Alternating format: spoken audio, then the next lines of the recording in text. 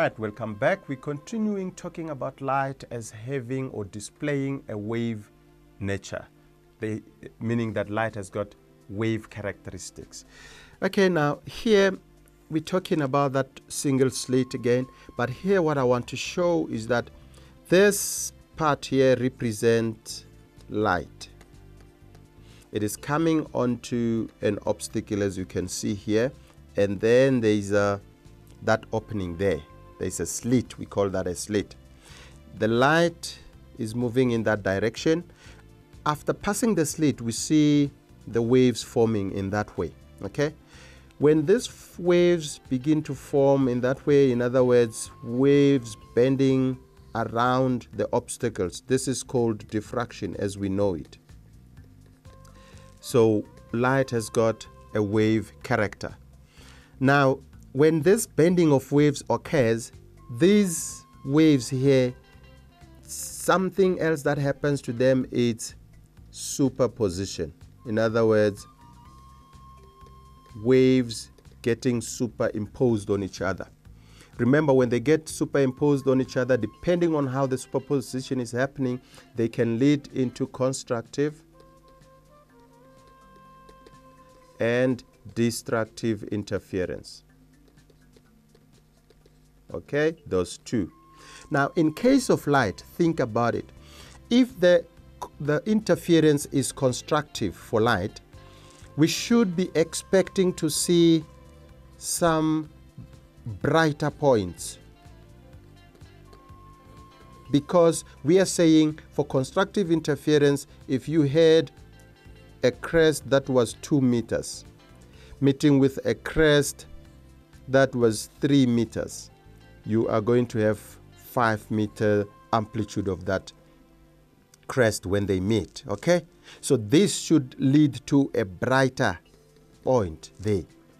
But if we have a crest meeting a trough, and in case, say, they are equal in magnitude, so if this is 2 meters, this is also 2 meters, they meet together, complete destruction is going to happen, where we will have that zero amplitude.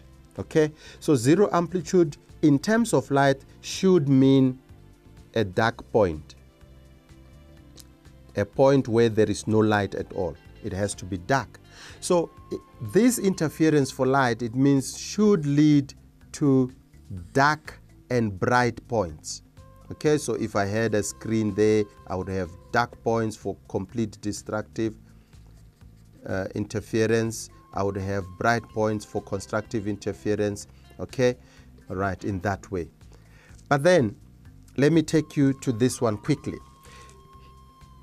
When we have a single slit, what happens is that we would have a central bright band.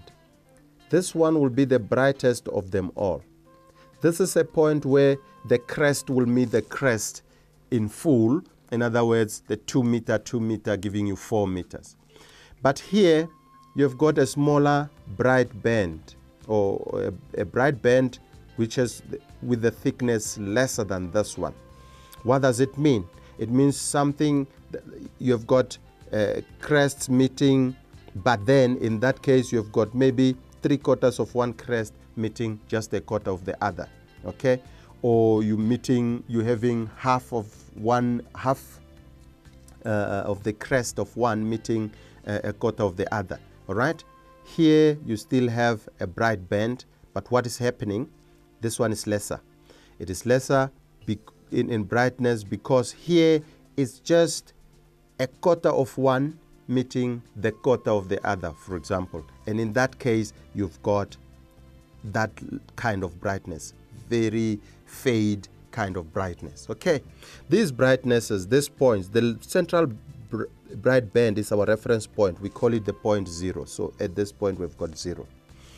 This one is the one below the central band, and because it is below, if this was a set of axes where we've got the vertical and the horizontal, this would be minus. So it's at the -1. This one will be at the -2. This one will be +1. This one will be +2. Okay, in that way. These bright bands, we call it, this will be m plus 1. So m is the symbol for it. This will be m plus 2. This will be m minus 1. This will be m equals minus 2. So in that way. Okay.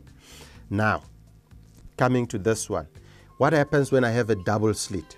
When I have a double slit, what will happen is that I would have a central band like that, but the thickness of my bright bands is equal throughout when I've got a double slit. So this is the difference between a double slit and a single slit, if you like. Okay?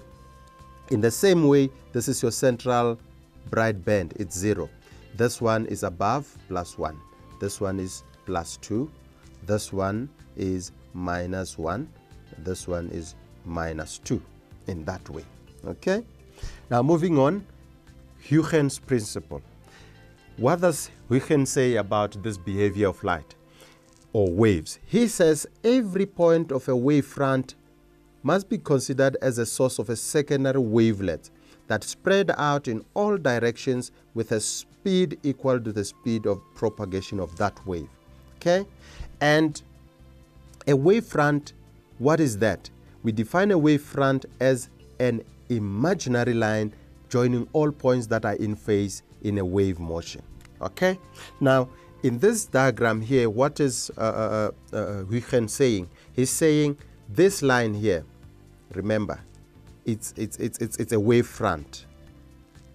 Okay? It joins all points in a wave that are in phase, and every wave, every point must be regarded as a source of secondary wavelets like that, so that we can be able to explain what is happening here. And of course, constructive interference, destructive interference there.